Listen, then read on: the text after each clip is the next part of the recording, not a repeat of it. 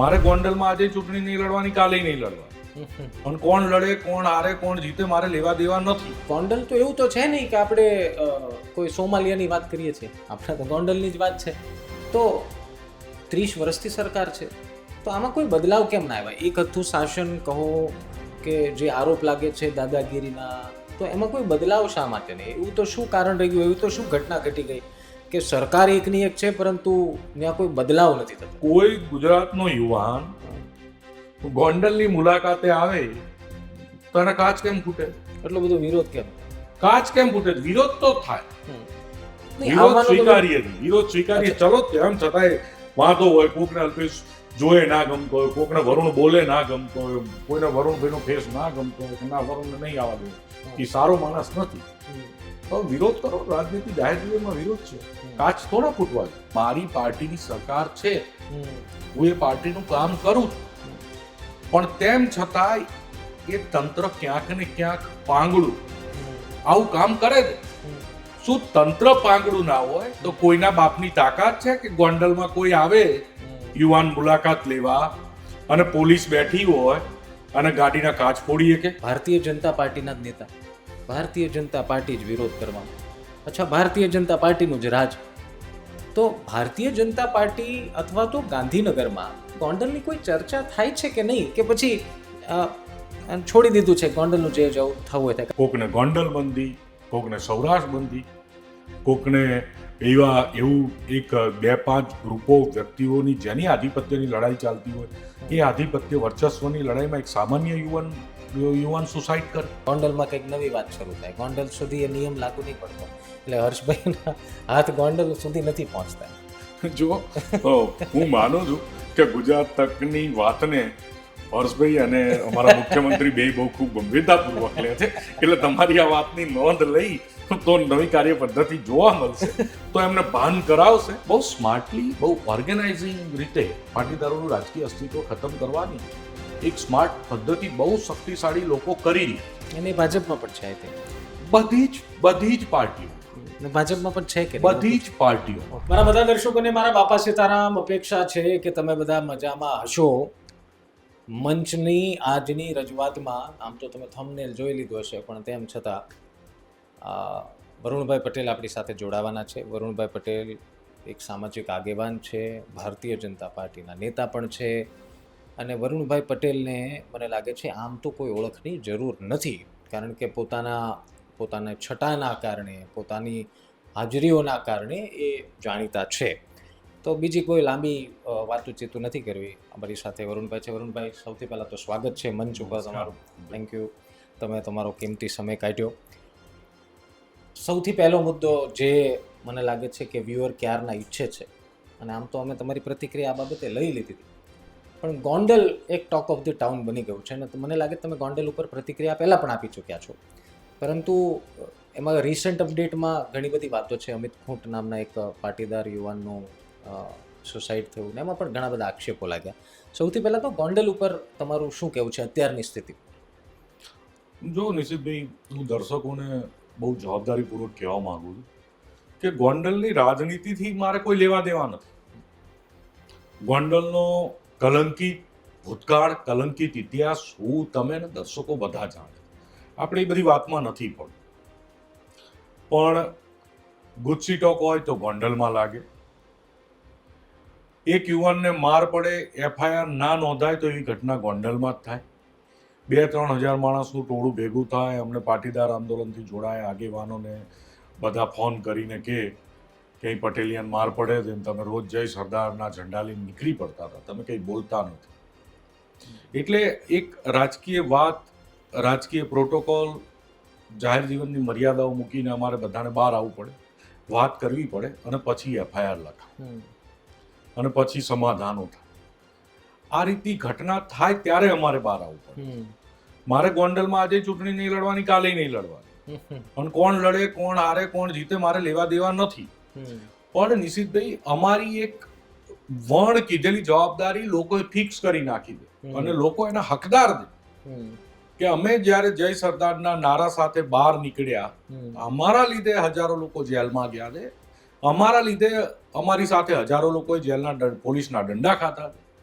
સહન કર્યું છે, કામ ધંધા વેડફ્યા છે, બધું વેડફ્યું છે, તો એ યુવાનોને કે એ યુવાનોને રિલેટેડ કોઈ પણ વ્યક્તિને તકલીફ પડશે તો એ હકથી અમને કહેશે અને અમારી નૈતિક જવાબદારી હશે. એ ગોંડલ હોય કે ગાંધીનગર, આવી જ રીતે વટથી આવીશું. અલ્પેશ જિગીશાબેન ધાર્મિક હમણાં ગોંડલ ગયા, ગાડીના કાચ ફૂટ્યા, અને જે આખો આમ સિલસિલાભર વાત કરીએ તો કાળા વાવટા છેક પહેલેથી લઈને અંત સુધી એક જ ટાંકામાંથી કાઢ્યા હોય. તો જિગીશાબેને અમારી સાથેના ઇન્ટરવ્યૂમાં આ વાતનો ખુલાસો કર્યો હતો. તો વરુણભાઈ, સવાલ એ થાય કે ગોંડલ તો એવું તો છે નહીં કે આપણે કોઈ સોમાલિયાની વાત કરીએ છીએ, આપણે તો ગોંડલની જ વાત છે. તો 30 વર્ષથી સરકાર છે, તો આમાં કોઈ બદલાવ કેમ ના આવ્યા? એક હથ્થું શાસન કહો કે જે આરોપ લાગે છે દાદાગીરીના, તો એમાં કોઈ બદલાવ શા માટે નહીં? એવું તો શું કારણ રહી ગયું? એવી તો શું ઘટના ઘટી ગઈ કે સરકાર એકની એક છે પરંતુ ત્યાં કોઈ બદલાવ નથી થતો? જો છે ને, રાજનીતિ, ગુંડાગીરી, ભાઈગીરી, દબાણની રાજનીતિ, બધા છેલ્લા 30 વર્ષમાં બધું અપગ્રેડ થયું છે. પોલિટિક્સ અપગ્રેડ થયું છે. પહેલા ગુજરાત તકનું ડિજિટલ મીડિયા નહોતું મારી વાત કરવા માટે. હવે ગુજરાત તક છે, હું મારી વાત લાખો લોકો સુધી, કરોડો લોકો સુધી તમારા માધ્યમથી પહોંચાડી શકું છું. આ મીડિયાનું એક ડેવલપમેન્ટ છે, એક ટેકનોલોજી આવી, એક અપગ્રેડેશન થયું. એવી રીતે ગુંડાઓનું અપગ્રેડેશન થયું, એવી જ રીતે રાજનીતિનું અપગ્રેડેશન થયું. હવે શું કરે છે? હવે હું તમને કહું કે બહુ સ્માર્ટલી કરપ્શન કરવામાં આવે છે ક્યાંક, તો કરપ્શન બી બહુ કોર્પોરેટ પદ્ધતિથી થાય છે. ગુંડાગીરી થાય છે તો મોટા ભાગે બહુ કોર્પોરેટ પદ્ધતિથી થાય છે. કોની ઉપર એફઆઈઆર લખાશે એ મારતા પહેલા એમને ખબર હોય, કોને રજૂ કરવાનો એ ખબર હોય. આ સાહેબ છે, આને આમ કહી દીધું છે આટલા વાગે એફઆઈઆર થશે, એ જો મેર પડશે તો નહીં થાય, અને થાય તો આવી રીતે રજૂ થવાનું છે. અને રજૂ થશું ને જો પોલીસ સ્ટેશનથી જામીન મળે તો ઠીક છે, ન તો જજ દવે સાહેબ છે, થોડા કડક છે. 4-5 દિવસે જામીન, 1-2 હિયરિંગ પછી આવશે, 5 દિવસે જામીન થશે, તારે ત્યાં વ્યવસ્થા થઈ જશે.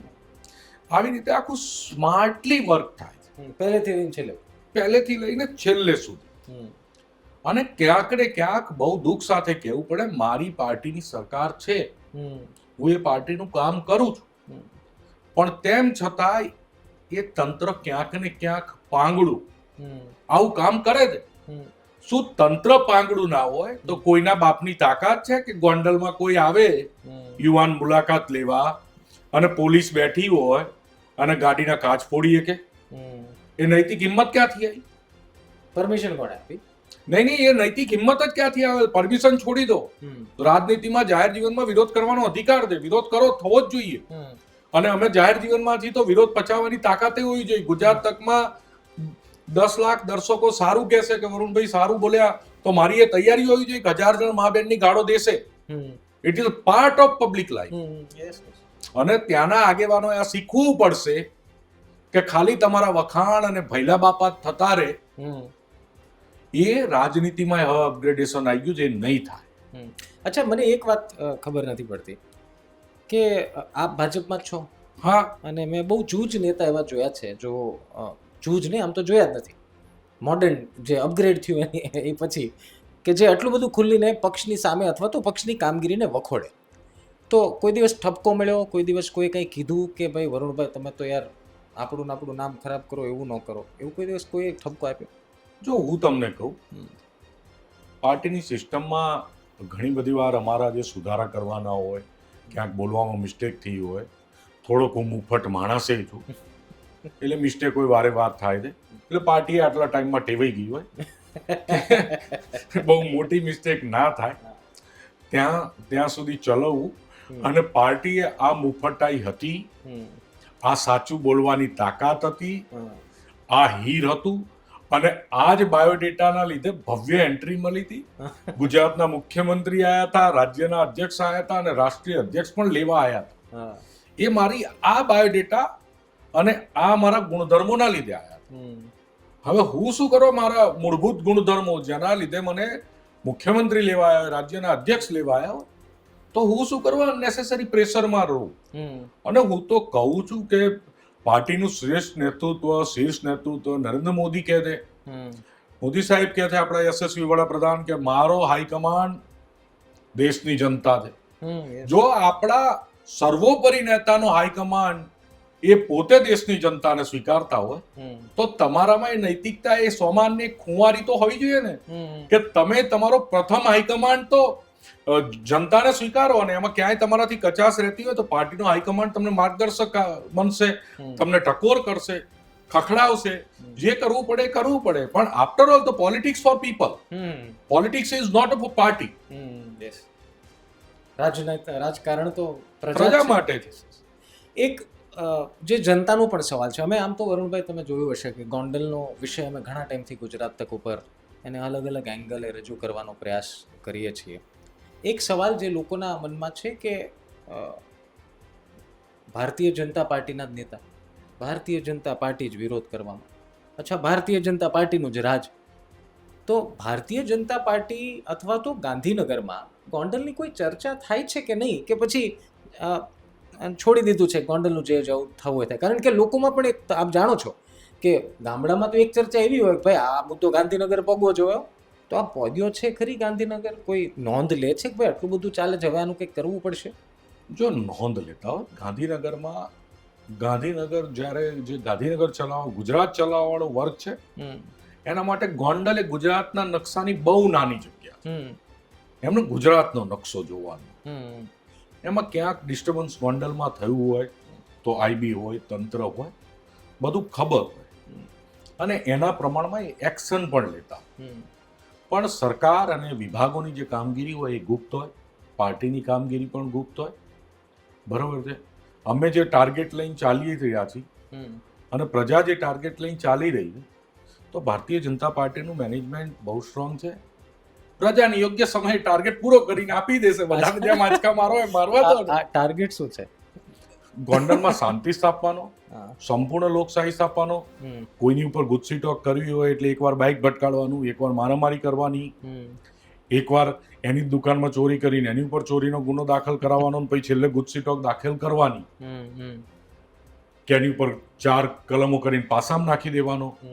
કોકને ગોંડલ બંધી, કોકને સૌરાષ્ટ્ર બંધી, કોકને એવું 2-5 ગ્રુપો વ્યક્તિઓની જેની આધિપત્યની લડાઈ ચાલતી હોય એ આધિપત્ય વર્ચસ્વની લડાઈમાં એક સામાન્ય યુવાન સુસાઇડ કરે. કેટલી હદે ગંદી રાજનીતિ હશે. હું એ નથી કહેતો કોણ દોષિત છે, કોને સજા થશે, તો આપણી જ્યુડિશિયરી નક્કી કરશે. પણ ગોંડલની રાજનીતિમાં જ્યારે તમે વર્ચસ્વની લડાઈમાં વચ્ચે આવો છો ત્યારે સામાન્ય પ્રજાનો જીવ હોમાય છે. આ એક સનાતન સત્ય છે. અને જે પ્રજાનો જીવ હોમાય છે એ પ્રજાનો જીવ શેમાં હોમાય છે? એકબીજાની વર્ચસ્વની લડાઈ. એ વર્ચસ્વની લડાઈ તમે લડો. રાજનીતિમાં બધાએ, અમે બધાએ કઈ ઘંટડી વગાડવા નથી આવ્યા કે ઘંટડી વગાડવા નથી. રાજનીતિમાં બધાનો કોઈ કબૂલે કે ના કબૂલે, રાજનીતિમાં બધાનો રાજનીતિક સ્વાર્થ હોય છે. તમે સિદ્ધ કરો, રાજનીતિક સ્વાર્થ તમારો સિદ્ધ કરો. એક તમારું પોતાનું ટેલેન્ટ હોય, તમારી લીટી લાંબી કરીને વર્ચસ્વ સ્થાપિત કરો.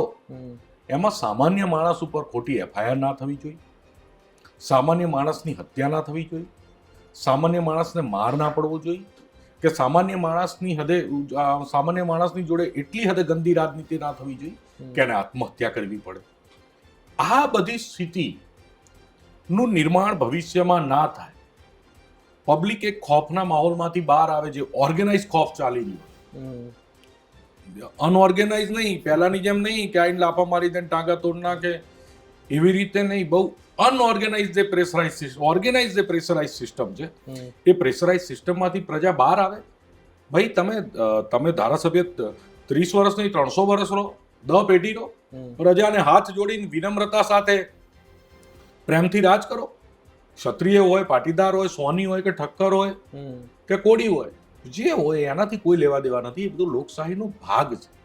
પણ અત્યારની રાજનીતિ એવી છે કે દેશના યશસ્વી વડાપ્રધાને આટલું કર્યા પછી બે હાથ જોડીને વિનમ્રતા સાથે, વિવેક સાથે પ્રજાનો મત માંગવા જવું પડે છે, પ્રજાનો પ્રેમ મેળવવા જવું પડે છે. એમ કે મોદી સાહેબ દમ મારીને ના કહીએ કે, એટલે દમ મારવાની રાજનીતિક સ્ટાઇલમાંથી બહાર આવી જાય ગોંડલ. અચ્છા, અલ્પેશ ઢોલરિયા પોતે એક જ સમાજ છે અને પાટીદાર સમાજમાંથી જ આવે છે અને આપ ભાજપમાં છો એટલા માટે જ હું આપને થોડું વધારે ડેપમાં પૂછું છું. ભાજપમાં શું એવી સિસ્ટમ છે કે 2 વર્ષ પહેલાં નક્કી થઈ જાય ટિકિટ કોની? અને અલ્પેશભાઈ તો આટલા કોન્ફિડન્સથી કહી દે કે કોઈ લાળ પાડવાની કોઈને જરૂર નથી. એટલે આ એક ઇન્ટરનલ વોર છે કે પછી દેખાડી દેવાનું આ ગોંડલમાં યુદ્ધ ચાલે છે કે અહીંયા અમે જ છીએ, કોઈને આવવા નહીં દઈએ, કે આ પદ્ધતિ શું છે? જો ગોંડલમાં કે ગુજરાતમાં કે દેશમાં ભારતીય જનતા પાર્ટીની ચૂંટણી સમયે ટિકિટ વેચવાની એક આખી ચૂંટણી પ્રક્રિયા છે. અને મેં એ મુદ્દે ટ્વીટે કર્યું હતું ને કદાચ તમારી Yes. ગુજરાત તકે ચલવ્યું પણ. હું ફરીથી એ ટ્વીટ રિપીટ કરી દઉં છું કે જે તે વિધાનસભાના મત વિસ્તારના મતદારોનો જનમત લઈ ભારતીય જનતા પાર્ટીનું મોવડી મંડળ યશસ્વી વડાપ્રધાન શ્રી નરેન્દ્ર મોદીના નેતૃત્વમાં જે તે સમયે જનપ્રિય અને નિષ્કલંક ઉમેદવારોને ચૂંટણીનો મેન્ડેટ આપતું હોય છે. અને આ જ પ્રક્રિયા છે. આજની તારીખ સુધી આ પ્રક્રિયામાં કોઈ બદલાવ આવ્યો નથી. અને કયા જિલ્લા પ્રમુખે કોને કઈ રીતે મત આપ્યો અને કોને કઈ રીતે શું ડિક્લેર કર્યું એ એમનો વિષય છે. ભારતીય જનતા પાર્ટીમાં મોદી સાહેબ બેઠા છે, અમિતભાઈ બેઠા છે, બધું નક્કી કરવા વાળા. અને આવી રીતે તો ગમે ત્યારે ગમે તે બોલે. અને ગોંડલમાં જેટલા પણ મગરૂર શહેજાદાઓ છે બધાનો ગુરુર ઉતારી દઈશ. ગોંડલ જવું એટલું બધું હાઈપ કેમ છે વરુણભાઈ? આમ તો અલ્પેશભાઈ ને ગયા, જિગીશાબેન ને ગયા અને આવા દ્રશ્યો જોવા મળ્યા. આટલું બધું આવું તંગ વાતાવરણ એક ગુજરાતના જ એક નાના એવા શહેરમાં જવું હોય અને પછી આપણે એવું કહીએ કે ભાઈ મિર્ઝાપુર ન કહો, અથવા તો લોકો એવા આરોપ લગાડે કે મિર્ઝાપુર થઈ ગયું છે, તો આ તો એનો મતલબ તો એ થયો ને કે આપણે મોકો આપ્યો એટલે આ થયું. આપણે જગ્યા આપી એટલે અંદર આવ્યા. જો જગ્યા જ ન આપી હોત, અને આવું એક જગ્યાએ તો છે નહીં, એ તો તમે પણ જાણો છો અને લોકો પણ કહે છે કે માત્ર ગોંડલ એક એવું ગુજરાતમાં જગ્યા છે કે જ્યાં દાદાગીરીના અને એવા આક્ષેપ લાગે છે એવું નથી, ઘણી બધી જગ્યા લાગે છે. પણ ગોંડલ એટલું બધું હાઈપ કેમ થઈ ગયું? એટલું બધું અચાનક પિક્ચરમાં કેમ આવી ગયું કે ભાઈ અચાનક અલ્પેશભાઈ એક્ટિવ થઈ ગયા, જિગીશાબેન એક્ટિવ થઈ ગયા, વરુણભાઈને પણ લાગ્યું કે ભાઈ હવે બોલવાની જરૂર છે, એવું કેમ? એ જો એક ઘટનામાં એક તરુણ અવસ્થાના દીકરાઓને માર મારવામાં આવ્યો, કારણ જે પણ. અને અમને બધાને પાટીદાર આંદોલનથી અમે કનેક્ટેડ છીએ. અમને ફોન આવ્યો કે ભાઈ આવી રીતે અત્યાચાર થાય છે, તંત્ર અમારું કંઈ સાંભળતું નથી, સ્થાનિક નેતાઓ કીપ મોમ છે, તમે લોકો કંઈક બોલો અને અમારી એફઆઈઆર નોંધાય અને અમારા તરુણ યુવાનની આખી જિંદગી, આખી કારકિર્દી અને બધું વેડફાઈ ના જાય એના માટે તમે અવાજ ઉઠાવો. બરાબર. હવે બધાએ તમારા જેવા જ મીડિયાએ અમને સહકાર આપ્યો. અમે પરિવારની વાત તંત્ર સુધી, સરકાર સુધી પહોંચાડી અને તાત્કાલિક ધોરણથી એની એફઆઈઆર લખાઈ ગઈ. બરાબર છે. હું એ જ કહું છું નિશિતભાઈ કે ગાંધી અને સરદારના ગુજરાતમાં ગોંડલ હોય, ગાંધીનગર હોય, સુરત હોય કે અમદાવાદ હોય, એ સિસ્ટમ ના હોવી જોઈએ કે તરુણ દીકરા ઉપર અત્યાચાર થાય, એની એફઆઈઆર એડમિટ કરવા માટે ત્યાં 2000 લોકો ભેગા થાય, પછી અમારા જેવાના આખા ગુજરાતમાં એમને કહેવું પડે કે તમે લોકો આની મીડિયા હાઈપ ક્રિએટ કરો તો અમારા પરિવારને ન્યાય મળશે, એમની ઉપર પ્રેશર આવશે, ત્યારે એની એફઆઈઆર લખાય. એ શરમજનક બાબત છે. એ ચાહે કોઈ પણ વિસ્તાર હોય. પોલીસની કામગીરી ઉપર વારે વારે સવાલ થયા વરુણભાઈ. આપને નથી લાગતું કે એક તંત્ર તરીકે, એક સરકાર તરીકે એટલીસ્ટ આ તો એક એવી સિસ્ટમ હોવી જોઈએ ત્યાં તટસ્થ થાય? હવે રાજકુમાર જાટના પિતા અને એમની બહેન અમારા સ્ટુડિયો પણ આવ્યા, રડ્યા અહીંયા ઇન્ટરવ્યુમાં અને ઠોકર ખાઈ રહ્યા છે, ધક્કા ખાઈ રહ્યા છે. તેમ છતાં પોલીસની કામગીરી ઉપર વારે વારે સવાલ થાય ને તેમ સરકાર કંઈ ન કરે, તો આપને નથી લાગતું એક ખોટો મેસેજ જઈ રહ્યો છે? આ માત્ર પોલીસની કામગીરી ગોંડલનો સવાલ નથી રહેતો. પોલીસની કામગીરી તો પોલીસની કામગીરી છે, એની અસર તો ભાવનગરમાં પણ થવાની, સુરતમાં પણ થવાની, વિશ્વાસ ઉઠી જશે. તો આની માટે સરકારે કંઈ કરવું ન જોઈએ? આપને નથી લાગતું? જો જ્યારે ગુજરાતમાં ભારતીય જનતા પાર્ટીનું ઐતિહાસિક બહુમતી સાથેનું શાસન છે, તો એ હું બહુ જવાબદારીપૂર્વક સ્વીકારું છું કે ગુજરાતનો નાનામાં નાનો ખૂણો હોય, નાનામાં નાની જગ્યા હોય, નાનામાં નાનો સમાજ હોય કે નાનામાં નાની જાતિ કે ધર્મનો વ્યક્તિ હોય, એને ક્યાંય પણ અન્યાય ના થાય એની સંપૂર્ણપણે જવાબદારી ગુજરાતની સરકારની છે. હવે જે તમે જાટ પ્રકરણમાં જે કીધું, જાટ પ્રકરણમાં જે વિવાદાસ્પદ ડેથ છે એમાં પોલીસે એફઆઈઆર લખી છે. પોલીસે એની તપાસ પણ કરી છે. તપાસથી ક્યાંક એ પરિવારને અસંતોષ પણ છે અને એમની રીટ પણ હાઈકોર્ટમાં પેન્ડિંગ છે. એમાં હાઈકોર્ટના હુકમને આધીન બધું થશે. પણ પર્ટિક્યુલર આખા ગોંડલની વાત કરું તો તમે તો નિશિતભાઈ અમારો બાયોડેટા જાણો છો. અમે આ વિરોધ મેં ગોંડલમાં જ્યારે વિરોધનું આગલા દિવસે આ લોકોએ મિટિંગો કરી, બહારથી માણસો બોલાયા, કાળા ઝંડા ક્યાં વેચવા, કેવી રીતે કોને ક્યાં ઊભું રહેવું, બરોબર છે. એ બધું ઓર્ગેનાઇઝેશન અમને આગલી રાતે ખબર હતી કે કોણ ક્યાં વિરોધ કરશે, કેવી રીતે વિરોધ થશે.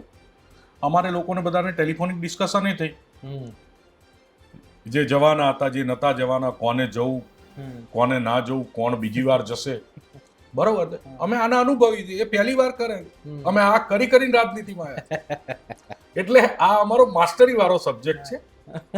તો કે આમાં આવો વિરોધ કરે છે, શું કરવું, આમ મને શું, મેં કીધું જો આપણે રાજનીતિમાં વિરોધ કરીને જ આવ્યા છે. આપણે સૌથી વધારે કર્યો હોય તો બહુ દુઃખ સાથે કહેવું છે, દેશના યશસ્વી વડાપ્રધાનનો વિરોધ કરેલો છે, દેશના સન્માનીય ગૃહમંત્રીનો વિરોધ, જે તે વખતના મુખ્યમંત્રી, મંત્રીઓ અને વિરોધની પરાકાષ્ઠા કરેલી છે. અને ભારતીય જનતા પાર્ટી એ વખતે બહુ વિવેકપૂર્ણ રીતે વિરોધ સહન કરેલો છે. તો મેં કીધું હવે આપણે બહુ જ વિવેકપૂર્ણ રીતે વિરોધ સહન કરવો છે. આપણે તો ઉપરથી આપણા માટે ગૌરવની પડ છે કે આપણે એ લેવલના સમાજ સેવક થવા જઈ રહ્યા છીએ કે સત્તાધારી પાર્ટીના લોકો ઇનડાયરેક્ટલી આપણો વિરોધ કરવા આખી ઓર્ગેનાઇઝેશન, આખી સિસ્ટમ કામે લાગી છે. અને કેટલા ભૈલા બાપા કરી, કગરીને, સમજાઈને, ફોલાઈને વિરોધ માટે 2-3 હજાર માણસો ભેગા કરી રહ્યા. તો મેં કરવા દો, આપણા માટે તો આ ગૌરવની એક આપણા મુગટમાં એક યશ કલગી જેવી આ વાત છે. વિરોધ કરો, કેમ કે ઓળખ જ એ છે. હા, તો મેં એ કરે, એમાં કઈ વાંધો નથી. પણ હું જે કહું છું કે તંત્રની ઢીલી નીતિ, કે જ્યારે અમે વિરોધ કરવા જતા હતા, તમે ઘણીવાર મને રાતે ઘરે નજર ક્યાંક કરી લીધો હોય અને તમે મારી બાઇટ લેવા આવેલા છો, બરોબર, એ પોલીસની કામગીરી હતી. અમે ગાડીઓમાં હંતાઈને જે તે સ્થળે પહોંચી જતા, ગાડીઓ બદલીને, પોલીસથી બિયાતા એક સાચા આંદોલનકારીની જેમ. પોલીસ અમને વિરોધ કરવાની વ્યવસ્થા નથી પૂરી પાડતી. એટલે અહીંયા જે વ્યવસ્થાપન જે પોલીસે કર્યું એ 100% ક્યાંક ને ક્યાંક વિચાર માગી લે એવી કાર્ય પદ્ધતિ છે. અને બીજું હું તો કહું, ગુજરાત પોલીસની આઈડેન્ટિટી કેવી, જ્યારે રાજ્યના ગૃહમંત્રી જાહેરમાં વરઘોડા કાઢતા હોય, કોઈ ચમરબંધીને ના છોડતા હોય, દરેક ઉપર કડક એક્શન લેતા હોય કે દાદાની સરકાર છે, કઈ નહીં ચાલે, એવા અરસામાં ત્યાંના અસામાજિક તત્વો પોલીસની હાજરીમાં ગાડીના કાચ ફોડીને, એ નૈતિક હિંમત ક્યાંથી? ત્યાં તો એવું કે છે કે હર્ષભાઈની જે વાતો છે ને ગોંડલના ચાપા સુધી જ છે. ગોંડલમાં કંઈક નવી વાત શરૂ થાય, ગોંડલ સુધી એ નિયમ લાગુ નહીં પડતો, એટલે હર્ષભાઈના હાથ ગોંડલ સુધી નથી પહોંચતા. જો હું માનું છું કે ગુજરાત તકની વાતને હર્ષભાઈ અને અમારા મુખ્યમંત્રી બે બહુ ખૂબ ગંભીરતાપૂર્વક લે છે. એટલે તમારી આ વાતની નોંધ લઈ તો નવી કાર્ય પદ્ધતિ જોવા મળશે, તો એમને ભાન કરાવશે કે ગુજરાતની સરકારનું શાસન ગુજરાતના ખૂણે ખૂણામાં છે. ક્યાંક કચાશ રહી ગઈ હોય તો એ કચાશ બધી દૂર કરી લેશે, એમાં ચિંતા ના કરો. અમે તો આશા રાખીએ ભાઈ, જો જ્યાં નીતિ નિયમનું પાલન ન થતું હોય ત્યાં કાર્યવાહીના હાથ પહોંચવા જોઈએ, તંત્રના હાથ પહોંચવા જોઈએ.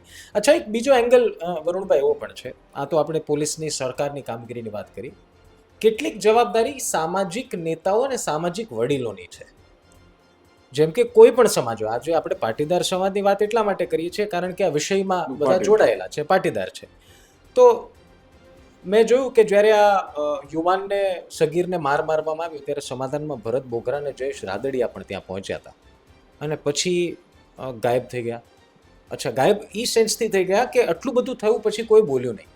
જે તે સમયે આ જ વિસ્તારના પાટીદારોએ રમેશ ધડુકને કેટલી મદદ કરેલી એ કોઈને કહેવાની જરૂર નથી, કેટલો સહકાર આપેલો, આજે એ પણ ગાયબ છે. નરેશભાઈ જ્યારે ચૂંટણી આવે ત્યારે પોતાના બધા મીડિયાવાળા એ ઉત્સુકતા ધરાવતા કે નરેશભાઈ તમે ચૂંટણીમાં આવવાના છો કે નહીં, મેદાન ઉતરવાના છો કે નહીં. તો આવી પરિસ્થિતિમાં બધા સામાજિક નેતાઓ આવે, પણ જ્યારે ગોંડલની વાત આવે ત્યારે બધા જ આ નેતાઓ જે રાજકોટમાં છે, જે જેતપુરમાં છે, જે આજુબાજુ છે, જેને સમાજ વડીલ માને છે, જેને સમાજ એમની સલાહ ઉપર આગળ વધે છે, એ બધા ભૂગર્ભમાં જતા રહે છે. ના, એમાં હું સામાજિક આગેવાનોનો 1% વાંક નથી કરતો. જો પાટીદાર સમાજની વાત કરું તો પાટીદાર સમાજની સામાજિક સમન્વયની વાત ડિફરન્ટ છે અને પાટીદાર સમાજ રાજકીય રીતે ડિફરન્ટ બિહેવ કરે છે. પાટીદાર સમાજના સામાજિક આગેવાનો કહેશે કે આપણે ઉમિયામાનું ફંક્શન છે કે ખોડલધામનો આ વિષય છે કે ખોડલમાનું આ છે કે ગમે તે વિષય હોય, સામાજિક વિષય હશે તો પ્રજા ખભે ખભો મિલાઈને સામાજિક આગેવાનની જોડે રહે છે. બરાબર છે. પણ પ્રજા 100% જ્યારે રાજનીતિની વાત આવે તો ચાહે નરેશભાઈ ચૂંટણી લડે, વરુણભાઈ લડે કે સમાજના બીજા કોઈ આગેવાન લડે તો 100% સમાજના વોટ એ આગેવાનને મળતા નથી. ત્યારે સમાજ કરતા પોતાની વફાદારી પાર્ટી પ્રત્યે વધારે રાખે. એ બરોબર છે તમને લાગે છે?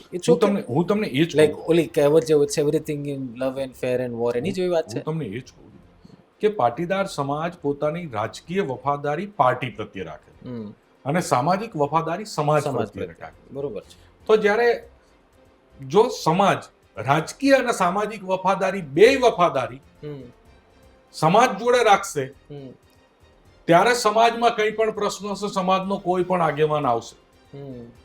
જ્યારે પ્રજા પણ સ્માર્ટનેસ વાપરે છે કે ભાઈ ચૂંટણીમાં તો અમે આ પાર્ટીના, હું અહીંયા બહુ રાજનીતિક વાત નથી કરવા માંગતો, તો તમે રાજનીતિક વફાદારી રાખશો તો રાજનીતિની વાત આવશે તો સામાજિક આગેવાન બી એ સામાજિક વફાદારી રાખશે કે આ તો રાજનીતિનો પ્રશ્ન છે, હું શું કરવા આવું? તમે રાજનીતિમાં તમારી જોડે રહેતા નથી. રાજનીતિમાં સમાજના આગેવાનો પણ અલગ અલગ પાર્ટીઓમાં અલગ અલગ વિચારધારામાં વહેંચાયેલા હોય છે. અને બીજું કે ગુજરાતનું સૌથી સક્ષમ એક સમાજ છે તો પાટીદાર સમાજ છે, એવી એક લોકવાયકા છે. અને ગુજરાતમાં બહુ મોટી શક્તિઓ કામે લાગેલી છે કે કેમ કરી અને પાટીદારોનું રાજકીય વર્ચસ્વ ખતમ કરવું. આ એક સનાતન સત્ય છે, કોઈ સ્વીકારે કે ના સ્વીકારે. હું એકદમ બોલ્ડલી, બહુ જવાબદારીપૂર્વક અને કોન્ફિડન્સ સાથે તમારા માધ્યમથી કહું છું, બહુ મોટી શક્તિઓ કામે લાગી છે કે ગુજરાતમાં પાટીદાર સમાજનું રાજકીય વર્ચસ્વ કેવી રીતે ખતમ કરવું. થોડો પ્રકાશ પાડો. એમાં પ્રકાશ પાડવાનો, પ્રકાશ તમે બધું સમજો છો, પ્રજાને સમજવાની જરૂર છે. પ્રજાએ સમજવાની જરૂર છે કે આપણા સમાજને કઈ રીતે રાજનીતિમાં પાછળ ધકેલવાની એક જે સ્માર્ટ ગેમ ચાલી રહી છે, ઘોડાની જગ્યાએ ગધેડાને સ્થાન આપે, પછી કે તમારા સમાજનું તો હચવાઈ ગયું, તમારા ખાતે ઉતરી જાય. પણ ભાઈ આ ભાઈ વરુણભાઈને ક્યાંય સરકાર કંઈ આપે તો એ કે પાટીદારને, અરે ભાઈ વરુણભાઈ તો ભાજપનો આગેવાન છે. બરોબર છે. એટલે કેવી રીતે કોંગ્રેસમાં પટેલ લડે તો કે ઘાટલોડિયા લડી લો, તમારા પટેલના વોટ છે તો ત્યાં તો પટેલો હારવાનો જ છે. ભારતીય જનતા પાર્ટીની બહુ સિક્યોર સીટ છે અને પછી ત્યાં ઉધારે કે ભાઈ પટેલને તો ઘાટલોડિયા તો આપી દીધી, તો હવે અહીં થોડી અપાય. રૂરલમાં જીતવાની હોય એટલે કે અહીં પટેલના.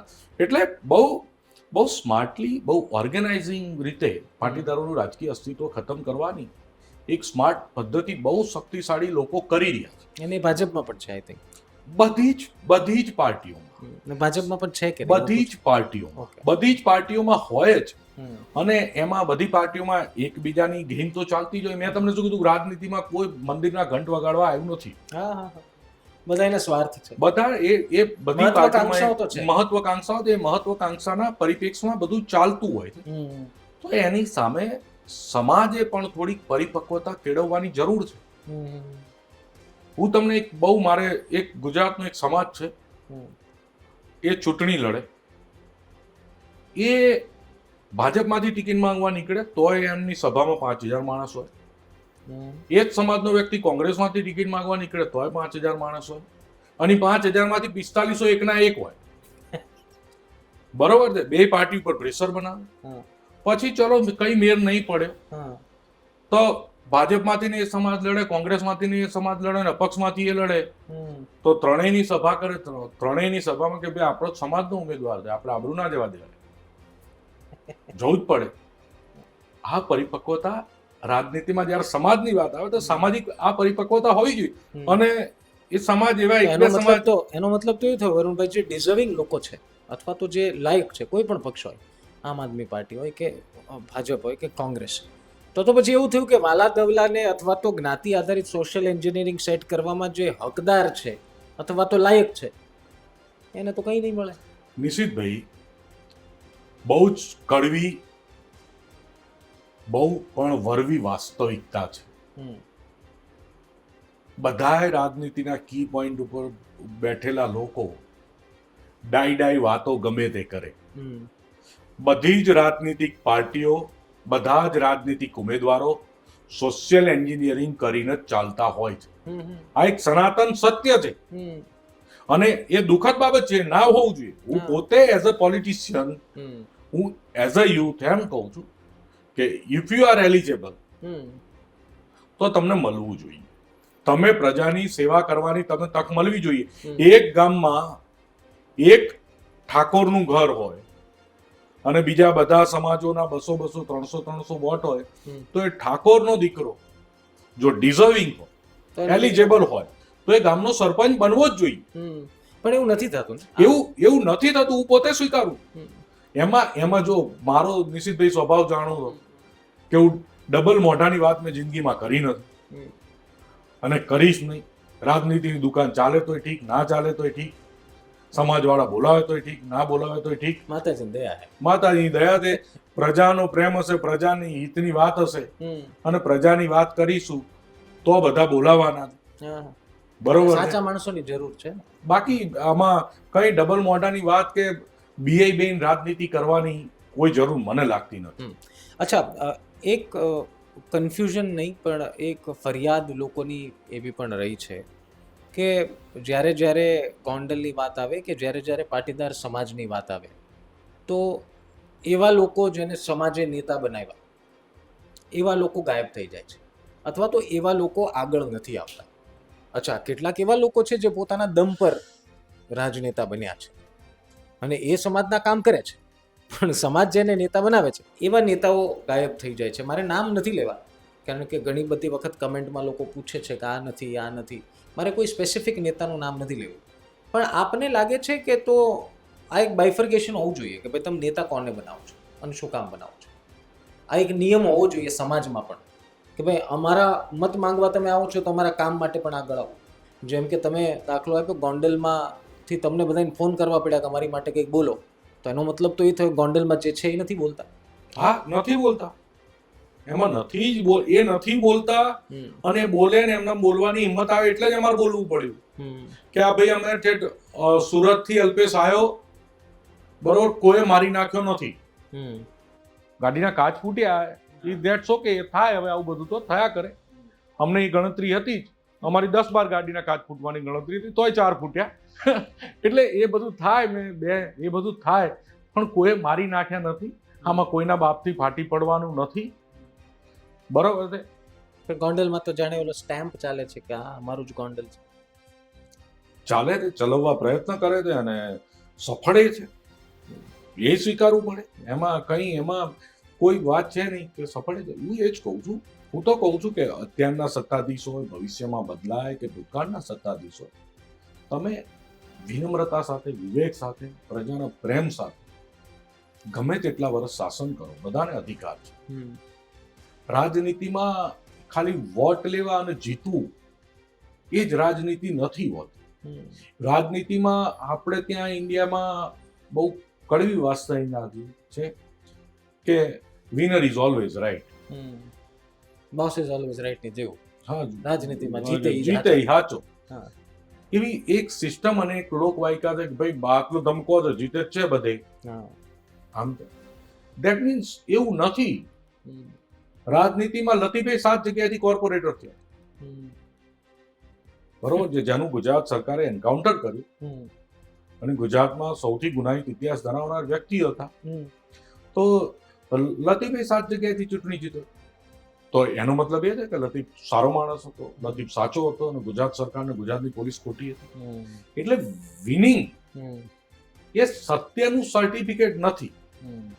વિનિંગ ચૂંટણીનું સર્ટિફિકેટ છે.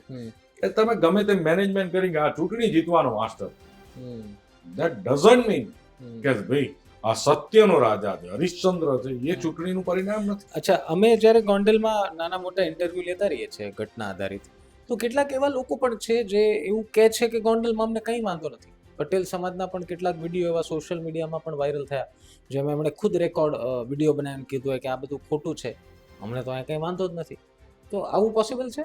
કેમ કે તમે તો એક સાઈડ એવું કહો છો કે ઓહો બહુ વાંધો છે, બહુ તકલીફ છે, અને બીજી સાઈડ પાટીદાર સમાજના જ કેટલાક લોકો ગામડેથી જે વિડીયો બનાવીને જે તે સમયે મૂકેલા, એમાં એવી વાત હતી કે ના ના અમને કંઈ વાંધો નથી. અચ્છા, વેપારી લોકોનો એક ગ્રુપનો એક વિડીયો હતો કે ભાઈ અમને શાંતિ ધંધો કરીએ છીએ, આ ખોટું ઉપજાવી કાઢેલું છે. અરે હું એ જ કહું છું કે કોઈને કઈ વાંધો ના હોય તો એ સારી બાબત છે, આનંદ લેવા જેવો વિષય છે.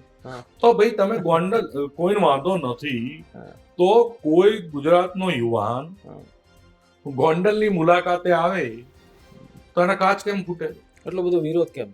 કાચ કેમ ફૂટે? વિરોધ તો થાય, નહીં, વિરોધ આવવાનો તો સ્વીકારીએ છીએ, વિરોધ સ્વીકારીએ. ચલો તેમ છતાંય વાંધો હોય, કોકને અલ્પેશ જોએ ના ગમતો હોય, કોકને વરુણ બોલે ના ગમતો હોય, કોઈને વરુણભાઈનો ફેસ ના ગમતો હોય કે ના વરુણને નહીં આવવા દો, એ સારો માણસ નથી, તો વિરોધ કરો. રાજનીતિ જાહેર જીવનમાં વિરોધ છે, કાચ થોડા ફૂટવા જોઈએ. તમે એમ કહો ગોંડલમાં શાંતિ કાયદાનો વ્યવસ્થા, પોલીસ 230 પોલીસની હાજરીમાં 4 ગાડીના કાચ, જો અમારી ગાડીના કાચ ફોડી નાખતા હોય તો બીજાનું શું થાય? આ બાયોડેટાના માણસો ના કાચ ફૂટી જતા હોય તો બીજાનું શું થાય? અને બીજું અમારી ઉપર એટલે ના થાય કે અમે બધા 30-32 પોલીસ કેસ વાળા છે, બરોબર? એટલે અમારી ઉપર એ ટ્રીક તો ચાલે એવી નથી. બલ્કમાં પડ્યા છે, બલ્કમાં એનો અમે અનુભવ લઈ લીધો છે, વેલ એક્સપિરિયન્સ. એટલે એમાં લઈ લીધો. તો પોલીસનો માર ખાવાનો તો એનો અનુભવ લઈ લીધો છે, કસ્ટડીમાં રહેવાનો તો એનો અનુભવ લઈ લીધો છે, ટીંગા તોડી કરીને લઈ જાય એનો અનુભવ લઈ લીધો છે, રોજ ટાંગા તોડીને મારીને પાડી દેવાની ધમકીઓ તો એવી હળંગ વરસ સહન કરી. એટલે એ બધા પડાવ પાર કરીને આવેલાથી એટલે અમારી ઉપર આ બધા હાથકંડા અજમાવતા નહીં. તમે સમજ્યા કે આ ભાઈ જેમ આપણે અપગ્રેડેડ વર્ઝન થી આ આપણી જોડે બહુ અમારા સુપર અપગ્રેડેડ વર્ઝન આવ્યું છે. 0.22 આવ્યું છે, આપણે 2.0 છીએ અને આ 2.22 છે. અચ્છા, તમે ગોંડલ જવાના કે નહીં? નિશ્ચિતભાઈ સમય મળશે, એવી સ્થિતિનું નિર્માણ થશે, જરૂર પડશે તો અમારામાંથી, મારા સહિત કોઈનું કોઈ ગોંડલ જશે. ગોંડલની ગુજરાતના દરેક વિસ્તારમાં જશે અને અમે નવા વર્ઝન સાથે, નવા મુદ્દાઓ સાથે, નવી વાત સાથે, નવું વર્ઝન એટલે શું? નવી વર્ઝન સાથે અમે આવી રહ્યા છીએ, બરોબર છે. અને ગોંડલે અમને આવવાનું પ્લેટફોર્મ પૂરું પાડ્યું છે. ગુજરાતમાં ગોંડલ જેવા જ્યાં પણ ઇન્સિડન્ટ હશે, હવે અમારી ટીમ આવશે. બહુ અંદરથી બધું કામ ચાલી રહ્યું છે, બરોબર છે, કામગીરી ચાલી રહી છે, બધું તૈયાર થઈ ગયું છે નેટવર્ક, અને આવી રહ્યા છે બહુ સારી રીતે. અચ્છા, ટીમમાં કોણ કોણ છે? મારે જો હું તમને બહુ સાચી વાત કહું, ને ઘણા બધા કહે છે, પૂછે છે કે ભાઈ અમે તો વરુણભાઈને બોલતા જોયા, બરોબર, અલ્પેશભાઈને બોલતા જોયા, જિગીશાબેનને બોલતા જોયા, અને હવે તો ધાર્મિકભાઈ અચાનક બોલતા નતા, પણ અલ્પેશભાઈ હોય ને આ સ્વાભાવિક રીતે ધાર્મિકભાઈ ને અમે જોયા, ધાર્મિકભાઈ ગાડીના કાચ તોડ્યા.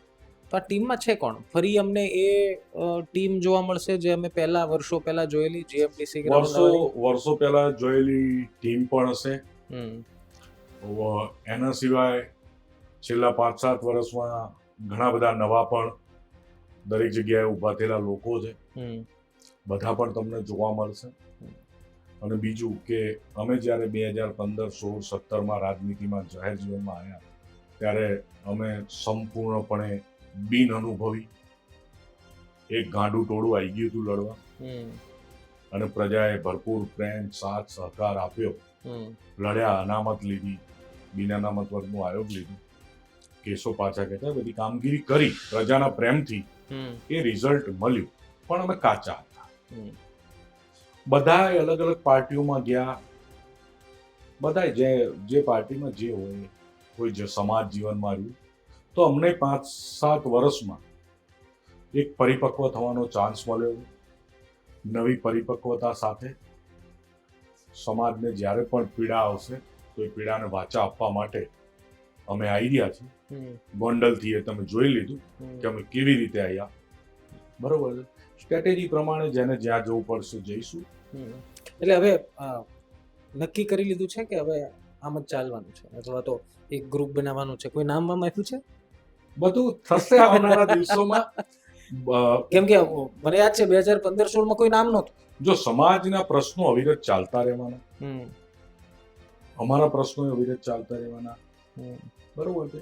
બધું સમય પ્રમાણે કરતા રહીશું. પણ એક વસ્તુ તમારા માધ્યમથી સમાજને અને ગુજરાતની પ્રજાને બહુ ખાતરીપૂર્વક કહું છું કે ગોંડલ જેવી ઘટના ગુજરાતના કોઈ પણ ખૂણામાં ઘટશે અને ત્યાં કોઈ પણ બાહુબલી હોય, કોઈ પણ પોતાની જાતને બાપ સમજીને બેઠો એવો કાળો નાગ હશે તો એને કરંડિયામ પૂરવા અમારામાંથી કોકનું કોક આવશે. અચ્છા, મને એક કહો. અમે એક ગોંડલનો વિડીયો બનાવ્યો, એમાં તમારું નિવેદન જ હતું. અમે કંઈક તમારી બાઇટ ચલાવી હતી ને એમાં નીચે એક વ્યક્તિએ એવી કમેન્ટ કરી હતી કે વરુણભાઈના મિત્ર હાર્દિકભાઈ નથી દેખાતા. હાર્દિકભાઈ ધારાસભ્ય બની ગયા પછી શાંત પડી ગયા. યા તો એવું કીધું કે હાર્દિકભાઈ તમારી ટીમમાં છે, તો અમે ન્યૂઝ ચલાવી દઈએ હમણાં. જો એ પોતે પોતાની રાજનીતિમાં સંઘર્ષ કરી રહ્યા. મારે કોઈ વાત થઈ નથી, અમે કોઈ સંપર્કમાં નથી અને હું કંઈ જાણતો નથી. એ એમની રીતે જે કરતા હોય એ બોલવું જોઈએ. આપને લાગે છે હું એમાં એને બોલવું જોઈએ ગોંડલમાં પાટીદારનો? કેમ કે જો જય સરદાર અને જય પાટીદારના નારા સાથે જે પણ વ્યક્તિનો રાજનીતિમાં જન્મ થયો છે એને સમાજ ઉપર કોઈ પણ પ્રશ્ન આવે એની નૈતિક જવાબદારી છે કે એને બોલવું જ જોઈએ. જો એનામાં સ્વમાન હોય અને નૈતિકતા હોય તો એ જય સરદાર અને જય પાટીદારનો નારો લગાવવા વાળો નાનાથી લઈને મોટો કોઈ પણ કાર્યકર હોય એ પોતાની વાત મૂકશે. અચ્છા, છેલ્લા 1-2 સવાલ. નિખિલ દોંગા ફરી પિક્ચરમાં આવ્યા છે, તમે નામ સાંભળ્યું છે? અને નિખિલ દોંગા વિશે મારે બહુ વધારે એલાબરેટ નથી કરવું, આપ જાણો જ છો. એટલે સુરતમાં એક સમાચાર પત્રને ઇન્ટરવ્યૂ આપ્યું ને એમણે એમને કીધું કે જો જરૂર પડશે તો મારા લોકો કહેશે તો હું ગોંડલમાં ચૂંટણી લડીશ, એમાં કોઈ મને વાંધો નથી. એના વિશે કંઈ કહેવા માંગો છો? નિખિલ દોંગા, કેમ કે નિખિલ દોંગાનો તમે જાણો છો કે એનો ભૂતકાળ કેવો રહ્યો છે, ગોંડલ સાથે શું કનેક્શન છે, એ પણ પાટીદાર છે, તો એમાં કોઈ તમારી ટીમના મેમ્બર છે? જો ગોંડલમાં પ્રેમ, વિવેક સાથે અને હાથ જોડી અને 2027માં ઉમેદવાર આવે, પ્રજાનું પ્રેશર ઉમેદવાર ઉપર હોય, ઉમેદવારનું પ્રેશર પ્રજા ઉપર ના આવે, એવી રાજનીતિનું નિર્માણ કરવા અમે આવ્યા છીએ. તો બીજે કરજો, બીજે ઘણી બધી જગ્યાએ પ્રેશર છે. એવી રાજનીતિનું નિર્માણ કરવા આવ્યા. અમારી શક્તિઓની પણ એક સીમા છે, પ્રયત્ન કરી રહ્યા છે. કેટલા સક્સેસ રહીશું એ તો પ્રજાનો પ્રેમ, તમારા લોકોનો સાથ સહકાર, ઘણા બધા પરિબળો ઉપર ડિપેન્ડ છે. પણ પ્રજાનું પ્રેશર નેતા ઉપર હોવું જોઈએ, નેતાનું પ્રેશર પ્રજા ઉપર ના હોવું જોઈએ. એવી રીતની નેતાગીરી ગુજરાતની દરેક 182 વિધાનસભામાં થાય અને પ્રજાને હાથ જોડી વિવેક સાથે રાજનીતિ કરવા આવતા દરેકને મારી ખૂબ ખૂબ શુભકામનાઓ છે, અભિનંદન છે. ખૂબ આગળ વધો. હા, નિખિલ દોંગા હજુ આવતા હોય તો જે પણ ઉમેદવાર હોય, હજુ બહુ ચૂંટણીની બહુ વાર છે. અચ્છા, તમે વરુણ પટેલને નિર્ણય કરવાનો થાય કે ગોંડલમાં શું કરવું જોઈએ, કોને ટિકિટ આપવી જોઈએ, તો કોને આપો? હું એ કાલ્પનિક વાત શું કરવા કરું યાર? એક જસ્ટ વાત છે, ઇન્ટરવ્યુના એક ભાગ. હું બહુ જવાબદાર વ્યક્તિ છું. એક સમાજ કેવા લોકોને આપવી જોઈએ? ચાલો એ છોડો, હું એ જ કહું છું કે નિષ્કલંક, જનપ્રિય અને પ્રજાનું પ્રેશર એ સહન કરે, એ પ્રજા ઉપર પ્રેશર ના કરે એવા ઉમેદવારને ટિકિટ આપવી જોઈએ. જો 100% 2027માં હું સક્ષમ હોઈશ અને પાર્ટી મને ઉમેદવાર નક્કી કરવાની પ્રક્રિયામાં ક્યાંક સામેલ કરશે તો એ વખતે તમે મને પ્રશ્ન પૂછજો હમ. તો હું ત્યારે તમને જવાબ આપીશ. પણ એટલે- અત્યારે હું ક્યાંય દૂર દૂર સુધી એ લેવલે ક્યાંય છું નહીં. પણ હું તમે- પાર્ટીનો એક નાનો કાર્યકર છું. હમ. હું શું ને ટિકિટ આપવાની પ્રક્રિયામાં તો ક્યાંય બહુ હોઉં નહીં, પણ કોકની ટિકિટ વીખવાની તાકાત વાળો છું. એટલે એ બે ચાર જગ્યાએ વીખી શકું, હા. પણ આપી શકવાની સિસ્ટમમાં તો હું ક્યાંય છું નહીં. એટલે હું એ બાબતે કંઈ કહીશ નહીં.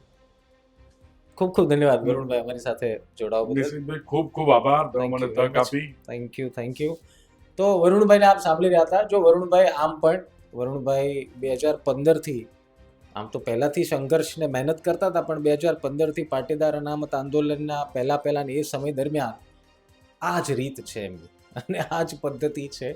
આવી રીતે બેબાક બોલે છે. તમે એમને સાંભળો એટલે તમને એવું લાગશે નહીં કે ભાજપના નેતા છે. એટલે આ ખૂબી છે અને આશા રાખું કે આવી સાચી વાતો અથવા તો એમને લાગતી વાતો ભાજપના નેતાઓએ ખુલીને કરવી જોઈએ.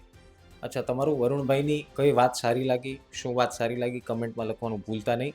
મંચમાં આવતા અઠવાડિયે નવે ગાળો રસની સાથે. મર્યાદામાં લખે. એટલે ભાઈ જો ગાળો લખવાનો ગાળો મર્યાદામાં લખે. જે ગાળો વાળો એક વર્ગ છે હા. એ ગાળો થોડી સોશિયલ મીડિયા વાંચી કે નહીં લખે. હમણાં મેં પણ બનાવ્યો છે એક વર્ગ. હા, હા, હું વિડીયો બનાવું એટલે ગાળોનો વર્ગ એકદમ એક્ટિવ થઈ એટલે જાય. એમને કે માપે લખે, બીજા વાંચીએ કે, કારણ કે બહેનો દીકરીઓ બધા હા, એટલે જો એવું બધું લખીને સંસ્કારો પ્રદર્શિત થાય એવી ગાળો ના લખે. એવું બધું લખીને તમારા ટકા નો આંકતા, કેમ કે મને ખબર છે તમને કોણે આ બધું લખવાનું કીધું છે, વરુણભાઈને ખબર છે કે તમને કોણે કીધું હશે. એટલે આ બધી બધાને ખબર હોય, પણ તેમ છતાં થોડી મર્યાદા પ્લેટફોર્મની જાળવજો અને સારી બાબતો લખજો. ખરાબ ટીકા હોય તો પણ લખવાની છૂટ, એમાં કોઈ વાંધો નથી. આ તો હસી મજાક છે. પણ ફરી એક વખત વરુણભાઈ ખૂબ ખૂબ ધન્યવાદ. અને આવતા અઠવાડિયે ફરી મળીશું એક મંચમાં નવા હસ્તી સાથે. આવી મલકની વાતો કરીશું, દાંત કાઢવાના, મજા કરવાની. વિડીયો ગમે તો લાઈક કરવાનું, નહીં તો મારી ભેગા બોલવાનું. બાપા સાહેબ.